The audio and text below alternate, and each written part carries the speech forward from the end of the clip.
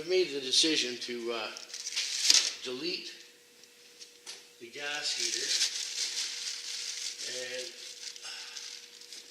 I'm currently making some patches, some plugs, to plug this hole, and that's of course the hot air discharge into the cab, and this is the exhaust hole, and this hole on the tank I've got to make a plug for that, to plug that hole so it's not a gasoline geyser.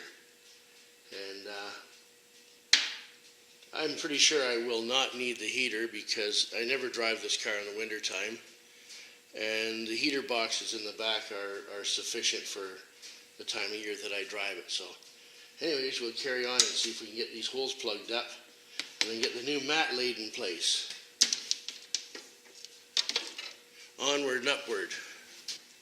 I brought this other heater down off the shelf up there to compare it to this one that came out of the Bug, and this one's bigger. I believe this one came out of a Volkswagen 411 sedan, and it's 2,000 now, whatever, calories per hour. I don't know what that converts to BTUs per hour, but this is 2,000, and this one here is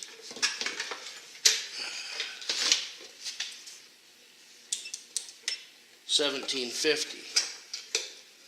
So that just makes sense that this heater's for a smaller car, being the Bug, and this is for the 411 sedan, which is bigger. I think I'm going to sell both of these heaters off and get rid of some inventory that I am not going to use, because I know I don't need this in the Bug, and I might as well just sell it, or possibly if I could find somebody that has more knowledge of these than I do, maybe get it repaired and possibly put it back in, or not. Doesn't really matter. As long as I got a bit of heat coming from the heater boxes in the back, I'll be happy. It's for those cool nights when you're on your way home and the windows fog up that you need a little bit of heat. Anyways, let's continue on here.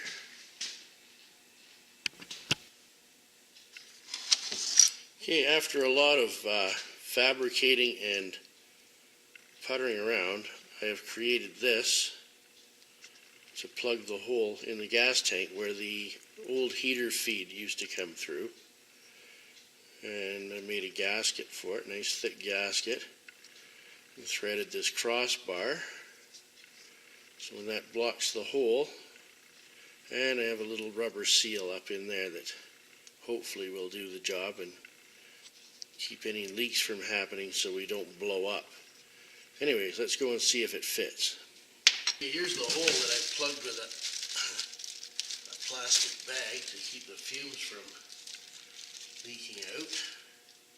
And there's the 1-inch square hole that I made this up to plug.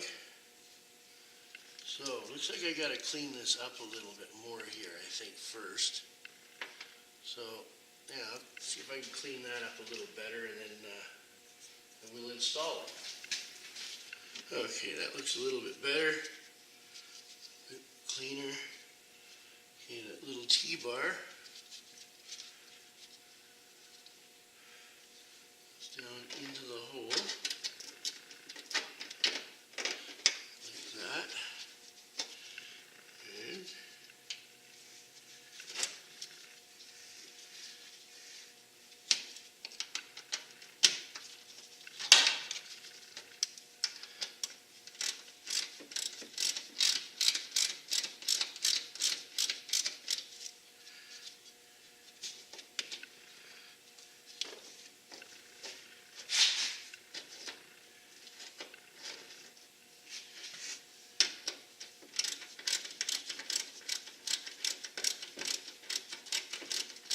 I got my hands in the way, but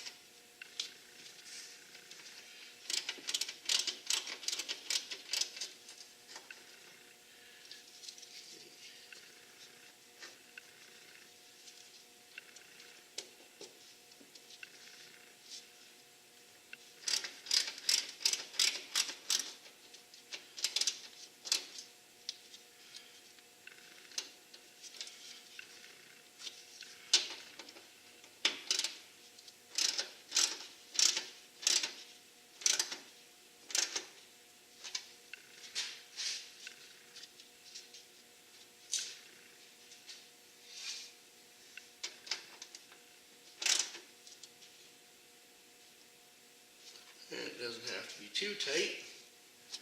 There. Once I get these other caps in place, I'll take a little bit of paint and paint them so they don't rust. Then I can put this new trunk mat in its place. But at least now it's drivable, because as long as that hole was in the top of the tank, without the heater in there, I couldn't drive it. So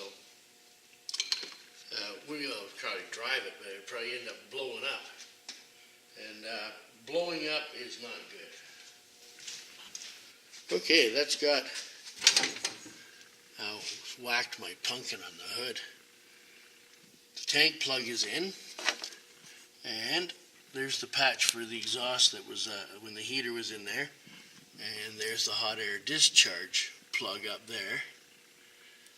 And I'm going to put a little bit of silicone or sealant of some kind behind them and stick a couple of rivets in it just to hold it in place, because I'm just going to leave it that way so that if later on I want to put the heater back into it, I can just take those patches out of there and it's all ready to go. The heater can go back in. But for now, we're going to go with the heater boxes. Anyways, time for a beer. Over and out.